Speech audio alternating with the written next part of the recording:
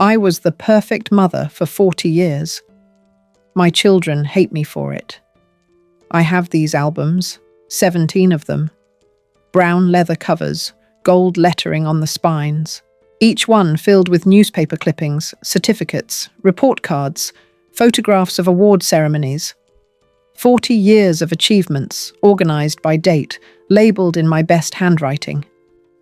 I spent hundreds of hours on these albums, maybe thousands, and last Christmas, when my son came to visit for exactly 4 hours, I asked him if he wanted to take his album home. He looked at it like I was handing him a bag of trash. He said, "What would I do with that?" And he left it on the coffee table where it still sits today, 7 months later, untouched. I'm 74 years old. I raised 2 children who are, by every measure society uses, successful. My son is a cardiac surgeon in Boston. My daughter runs a consulting firm in Chicago. They own homes. They drive nice cars. Their names appear in professional journals and business magazines. I did everything right. I followed every rule. I sacrificed everything a mother could sacrifice. And now, I sit in this house alone, waiting for phone calls that come once a month if I'm lucky, and I'm starting to understand something that I wish I had understood 40 years ago. There's a smell in this house that never goes away. It's the smell of an empty home. Dust settling on surfaces that nobody touches. Food for one person. Silence so thick you can hear the refrigerator humming from 3 rooms away. I used to fill this house with activity. Piano lessons at 4 o'clock. Math tutoring at 6. Violin practice before bed. The children were always doing something, always preparing for something, always becoming something. Now the only sound is my own footsteps on the hardwood floors, and sometimes I walk from room to room just to hear something. My husband used to say I was too hard on them. He'd come home from work and find Daniel, maybe 8 years old, crying at the kitchen table because I wouldn't let him go outside until he finished his multiplication worksheets. "He's just a boy," my husband would say. "Let him play." But I knew better.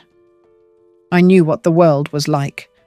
I knew that the children who played while others studied ended up struggling later. I knew that discipline now meant freedom later. I was protecting them from a future of mediocrity. That's what I told myself. That's what I believed with every cell in my body. Do you know what it's like to realize, at 74, that everything you believed was wrong? Not a little wrong. Completely, devastatingly wrong. There was a day, I remember it so clearly. Daniel was 12. He wanted to try out for the school play, some musical, I don't even remember which one. He came home with the flyer, so excited, talking about how he'd always wanted to perform, how his friend Marcus was auditioning too. And I looked at that flyer, and I saw wasted time. Rehearsals every afternoon, performances on weekends, hours that could be spent studying, practicing piano, preparing for the academic competitions that would look good on his college applications. I didn't say no directly. I was never that cruel. I said, "That's wonderful that you're interested, but let's think about this practically. Your grades in science aren't where they should be, and the regional math competition is coming up, maybe next year, when you're more established." He didn't argue. He never argued. He just nodded and put the flyer in the trash. And I felt proud of myself. I had taught him to think practically, to prioritize, to make mature decisions. He never mentioned the school play again. He never mentioned wanting to perform anything, ever again. I had successfully redirected him toward what mattered. That's how I saw it then. My daughter, Rebecca, she was different, quieter, more obedient, at least on the surface. She did everything I asked without complaint. Piano, violin, advanced math, debate team. She collected achievements like other children collected toys, and I would tell my friends, "Rebecca is so driven." She's going to do great things. What I didn't see was what was happening behind her eyes. This flatness that developed over the years. This efficiency that replaced whatever childlike quality she'd had before. I remember her 16th birthday. I had organized a celebration at a nice restaurant. I invited her friends, decorated the table, ordered a beautiful cake. But first, before the party, she had to finish a practice test for the SAT. I timed her. 2 hours. She finished exactly on time, with a score that was acceptable but not exceptional, and I remember feeling disappointed on her birthday. I was disappointed that her score wasn't higher, and then we went to the party, and she smiled, and thanked everyone and ate her cake, and I thought everything was fine. It wasn't fine. Nothing was fine. But I couldn't see it, because I wasn't looking at her. I was looking at the scoreboard I had built in my head. There's something I did that I've never told anyone. I did their homework. Not all of it, but the important parts. The essays that needed to be perfect. The projects that would be graded by committees. I would wait until they went to bed, and then I would sit at the kitchen table and rewrite their work. Not copying for them, I told myself. Polishing. Improving, making sure that what they submitted represented their best potential, even if they hadn't quite reached that potential yet. I did this until they went to university. 18 years of helping. And when Daniel got to Harvard, he called me during his first semester, panicked. He didn't know how to write a paper. He didn't know how to structure an argument.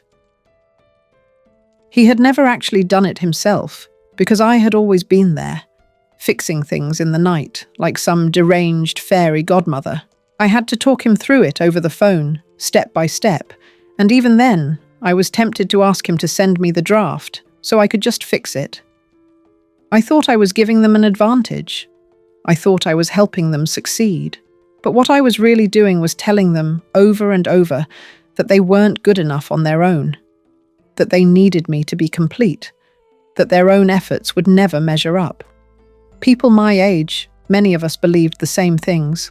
We came from nothing, or our parents came from nothing, and we were terrified that our children would slide backwards. We had seen what happened to families without education, without discipline, without achievement. We were not going to let that happen to our children, so we pushed, we structured, we optimized. We turned parenthood into a strategic operation and our children into projects. I had a friend, Patricia, who was even more intense than me.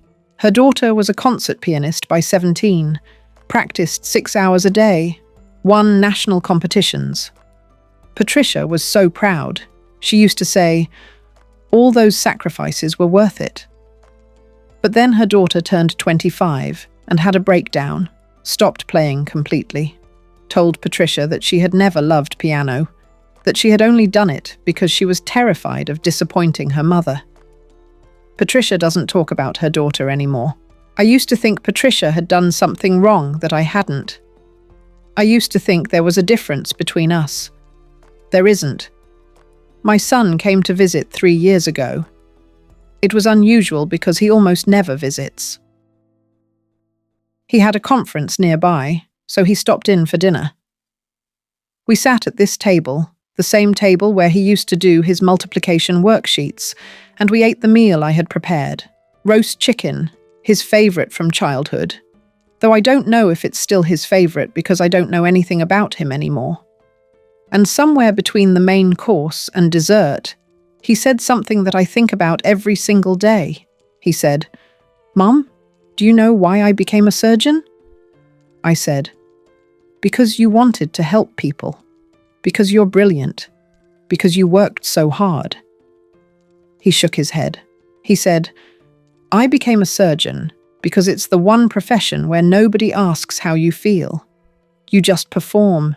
You execute. You're either successful or you're not. There's no ambiguity, no emotions, no mess." He paused. And then he said, "You trained me for this. You trained me to be a machine, and I'm very good at it. But Mum, I don't feel anything. I haven't felt anything in years, and I don't know if I ever will." I didn't know what to say.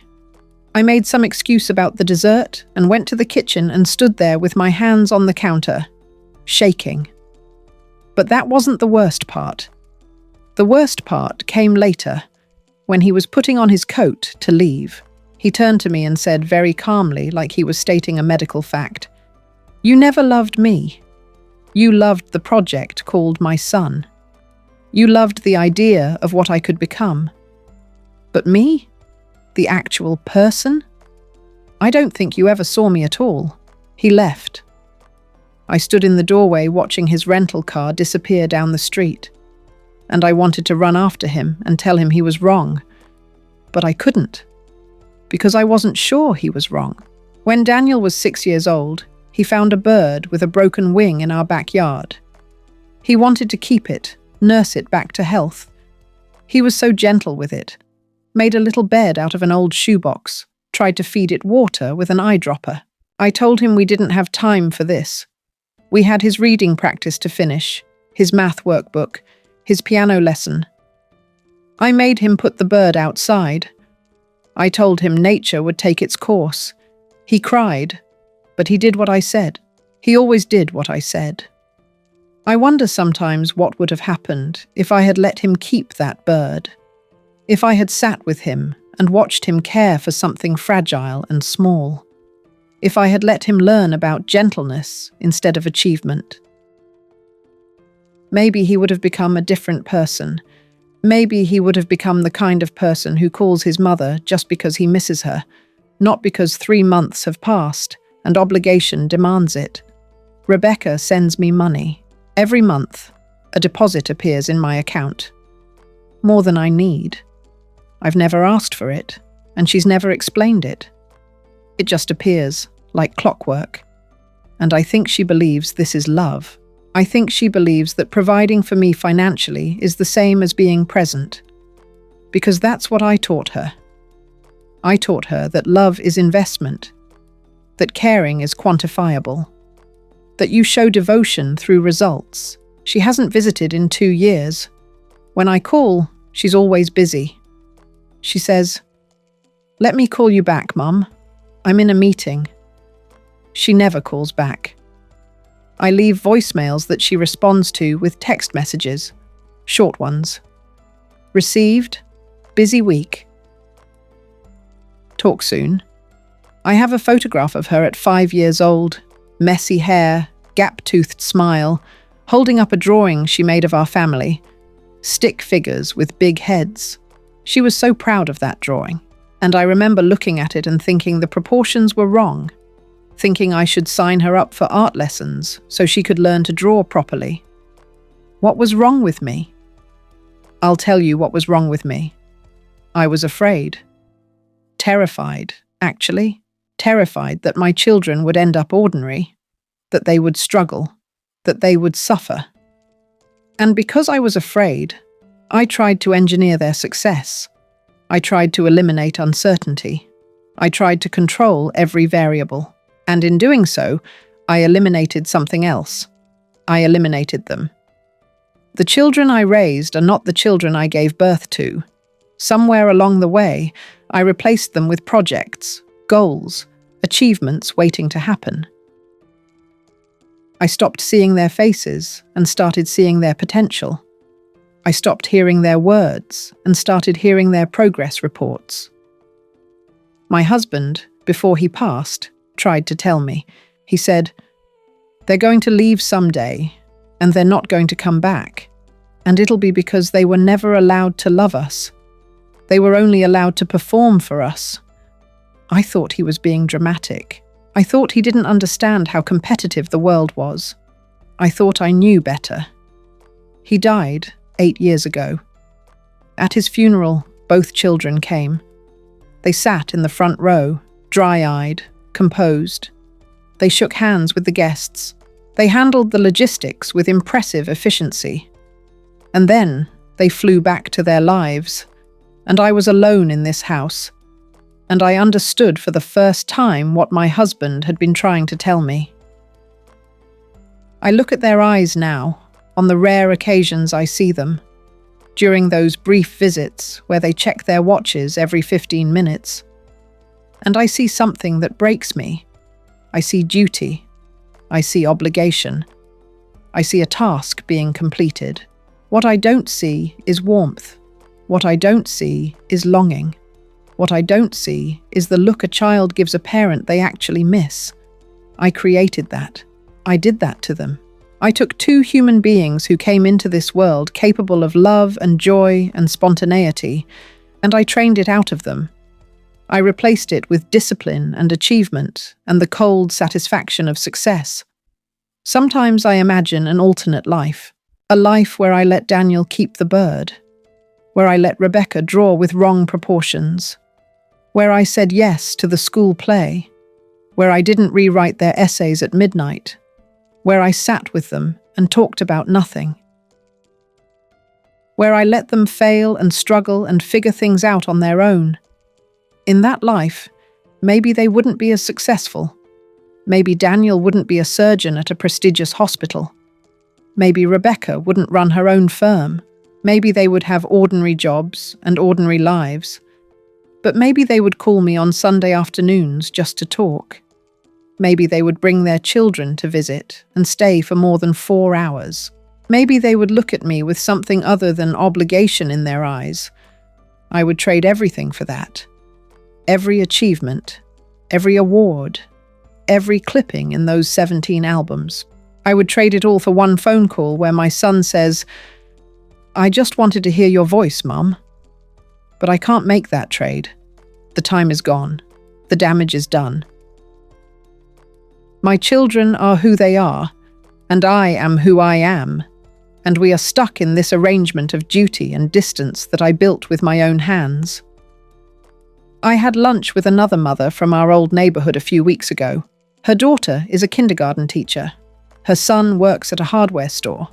By every metric I use to measure success, her children are failures. But she showed me pictures on her phone, her daughter's wedding, her son's backyard barbecue, grandchildren climbing on laps, everyone laughing, everyone together. And she said, casually, like it was nothing special, "They come over every Sunday for dinner. My son calls every day to check on me."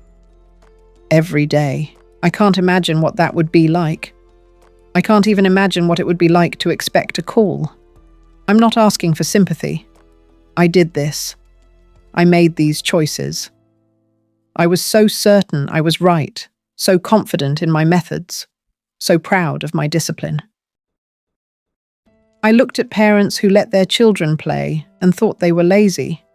I looked at parents who accepted mediocre grades and thought they were failing their kids.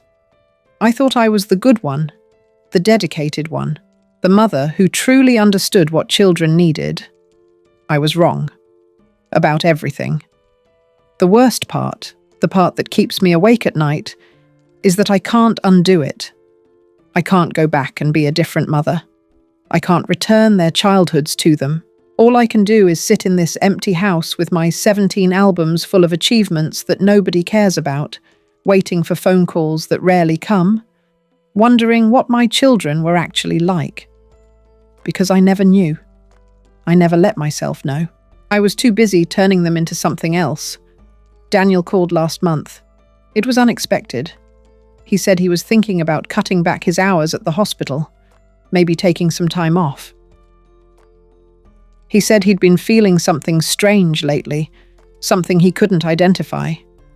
He thought maybe it was exhaustion, but it didn't feel like exhaustion. It felt like something was missing. I wanted to say so many things. I wanted to say I was sorry. I wanted to say I understood. I wanted to say that what was missing was probably his entire emotional life, and I was the one who took it from him. But I didn't say any of that. I said, "That sounds like a good idea, honey. Taking time off." And then there was a long silence, and then he said he had to go, and then he hung up. Maybe he was reaching out. Maybe he was trying to connect. And I didn't know how to meet him because I never learned. I spent 40 years teaching him to achieve, and I never learned how to just be his mother. There's a crack in the ceiling of my bedroom. It's been there for years. I lie in bed at night and look at it, and I think about all the nights I spent lying in this bed planning their schedules, planning their futures, planning their achievements. While they slept in their rooms down the hall, dreaming whatever dreams children dream, I was awake, strategizing. I wish I had gone to their rooms instead, sat on the edge of their beds, asked them about their dreams, not their career dreams, their actual dreams, the ones they had while they slept. I never knew what they dreamed about. I never asked. Here's what I want to say to anyone who's still young enough to change course. Your children are not projects. They are not investments. They are not extensions of your ambitions or corrections for your failures. They are people, small people who will become big people. And the only thing they truly need from you is to be seen, not for their potential, not for their achievements, for who they actually are right now, in this moment. Let them keep the bird. Let them draw with wrong proportions. Let them try out for the play. Let them fail spectacularly and figure out how to get back up. Let them be ordinary if that's what they want. Let them be extraordinary if that's what they want. But let them be, because the alternative is this: 17 albums nobody will ever open, a house that echoes with emptiness, children who call out of duty, a lifetime of achievement that amounts to nothing. I was the perfect mother for 40 years. And my children will never forgive me for it. Neither will I.